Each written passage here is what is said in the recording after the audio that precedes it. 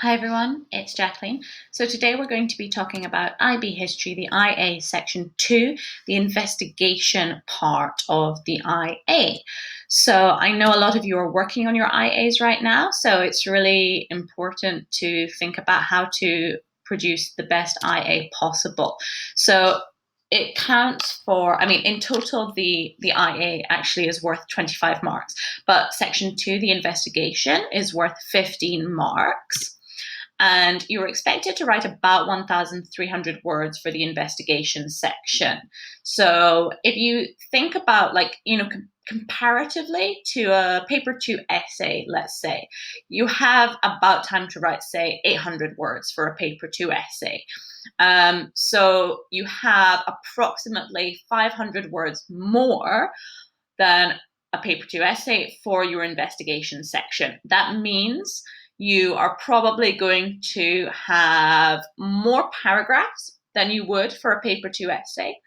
And in addition to having more paragraphs, more points, you're also going to have more analysis, more in-depth analysis, more evidence. Okay, so when you're thinking about the investigation section, the IB states that there are different types of historical investigation that you can, different types, and you can pick which type you want to focus on or which type you want to do for your historical investigation. So the first type is a historical topic or theme using a variety of written sources or a variety of written and non-written sources. Now, this is the most popular type of IA.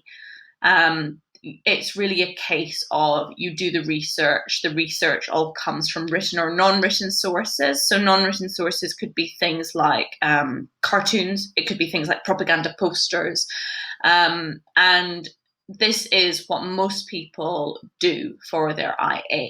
But there are other options. So it's nice to be aware that you could also do a historical topic based on fieldwork. So for example, a museum. So if you say you live in New York, maybe you could go to the Natural Museum of History, and that might inspire you to create an IA based on something that you read about there. You might have access to an archaeological site close to you. I don't know if you live in the UK, for example, maybe you live close to Stonehenge, and that's somewhere you would like to visit and collect some evidence from that site to form the basis of your IA. Perhaps you live close to battlefields and a really interesting battle took place somewhere near you. So of course, a lot of these do depend on your access to these places, which is why it's sometimes harder to do this type of IA. But it can be very rewarding if this is what you're interested in. It may even be a case that you want to do an IA based on a place of worship, such as a mosque or a church. So if it is a mosque or a church, there's probably going to be some historical significance to it. Similarly, if you want to do your IA on historic buildings or a historic building, then it's going to be a significant building in history. Say, for example, the German Reichstag. So that's another option. And then finally, a possibility is a local history study. So a local history study, you're probably going to be visiting your local archives, and you're really going to be looking into maybe something interesting that has happened in your town or your city's past. And so that's a very, very specific type of investigation as well.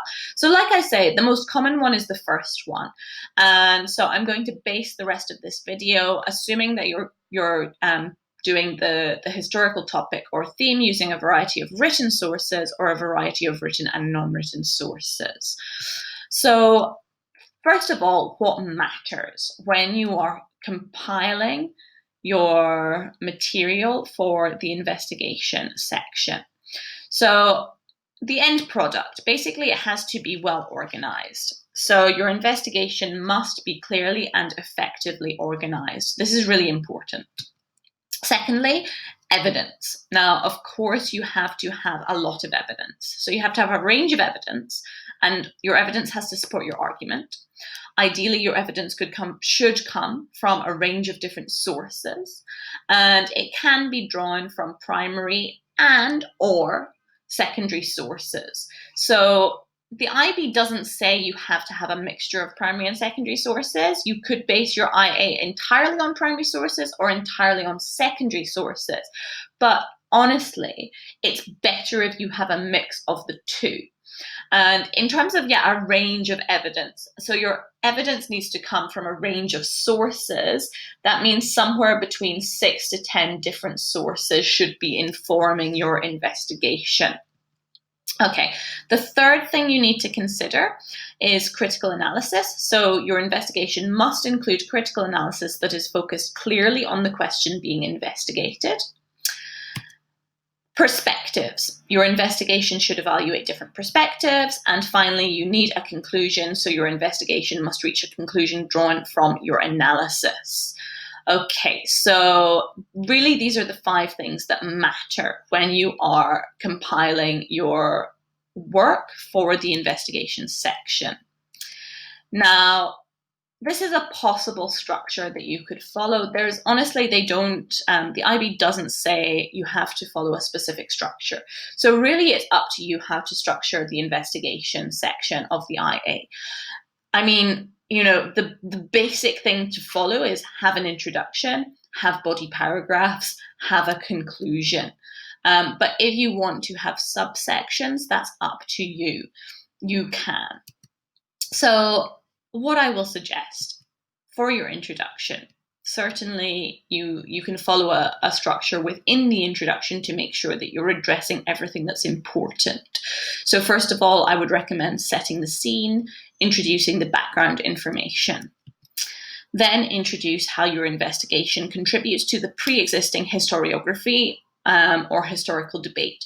So let's say, for example, that you are doing an investigation on the motivations for Mao launching the Cultural Revolution in 1966 in the People's Republic of China.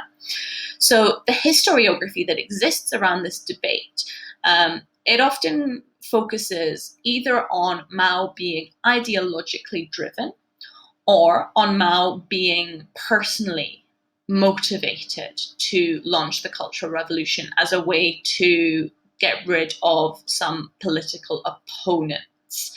So this is the pre-existing historiography.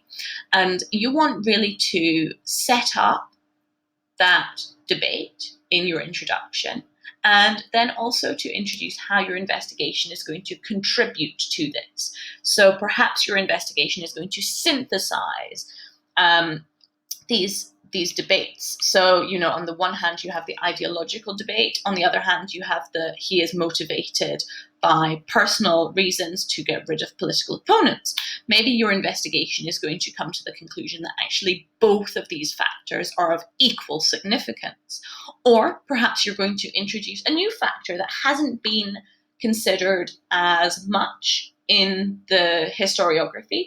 So, for example, the influence of the Soviet Union or the USSR on Mao's decision to launch the Cultural Revolution. That's another potential thing that you could focus on. And that's something that hasn't been focused on as much in the historiography. So it's nice if your investigation can somehow contribute to the historical debate. Number 3, outline your arguments. So you may have 2 key arguments, you may have 3 key arguments, you may even have 4 key arguments. You don't want to go overboard with the arguments because that's going to get confusing. So you probably want to have 2 or 3 key arguments for your IA. And then finally, state your thesis. So if your question is, to what extent did ideology motivate Mao to launch the Cultural Revolution in the People's Republic of China in 1966? Your thesis may be something along the lines of, ideology was one motivating factor for Mao launching the Cultural Revolution in 1966. However, his personal motivations and the influence of the USSR upon the People's Republic of China in these years were also of great significance. So something, I mean, that's just an example. Okay, so that may be your thesis. Okay, so let's go on with this idea of Mao's decision or motivations to launch the Cultural Revolution. So perhaps then your body paragraphs will begin with your first argument. So your first argument may be Mao's decision to launch the Cultural Revolution was primarily based on ideological motivations. Okay, so that's your point. Now, this could form the basis, depending on how much evidence you collect, this could form the basis for one paragraph, for two paragraphs, for three paragraphs. It really does depend on how much evidence you collect to support this point that Mao launched the revolution because of ideological motivations.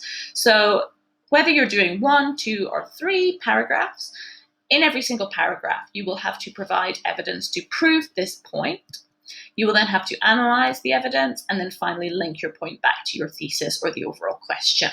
Okay, so this would be argument 1, and like I say, it could form just one paragraph, it could form 2 paragraphs, it could form 3 paragraphs. There is no rule there. Then you would have argument 2. Mao's decision to launch the Cultural Revolution was based on personal motivations to a lesser extent. Okay, so here's where the argument is starting to be built in. And so clearly this argument is going in the direction of ideology is more important in Mao's decision to launch the Cultural Revolution than personal motivations. But personal motivations also contributed to his decision, just to a lesser extent than ideology. Now, of course, we don't have the evidence here, but if this was your investigation, you would be providing evidence to prove this point or to support this point. You would be analyzing your evidence and you would be linking your point back to your thesis / the overall question. Again, this may form one body paragraph, it may form 2 or 3, depending on how much evidence you collect to prove your point or to support your point. And then let's say you had a third argument. It's not essential, but let's say you did.